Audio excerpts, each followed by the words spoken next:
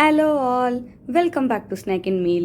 இன்னைக்கான ரெசிபி ஈஸியான snack egg balls தான். இந்த ரெசிபிக்கு 4 முட்டையை 15 நிமிஷத்துக்கு வேக வச்சு எடுத்துக்கோங்க. ஒரு மிக்சர் ஜாரில் ரஸ்க் பீஸை ஆட் பண்ணி அதை பவுடராக அரைச்சி எடுத்து வச்சுக்கோங்க.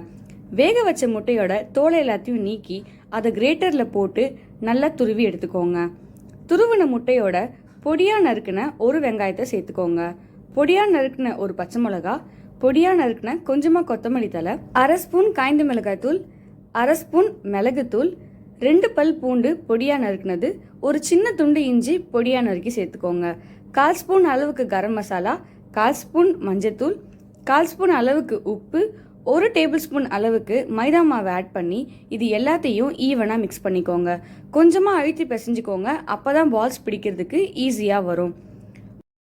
மிக்ஸ் பண்ண முட்டையிலிருந்து கொஞ்சமாக எடுத்து அதை பாலாக உருட்டி எடுத்துக்கோங்க. இந்த சைஸில் பண்ணால் 10 பால்ஸ் கிட்ட வரும்.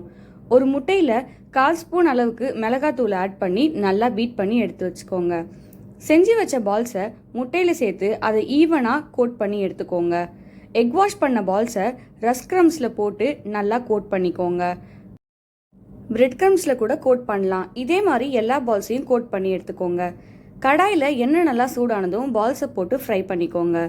மீடியம் ஃப்ளேமில் எல்லா சைடும் நல்ல கோல்டன் ப்ரௌன் ஆகிற வரைக்கும் ஃப்ரை பண்ணி எடுத்துக்கோங்க.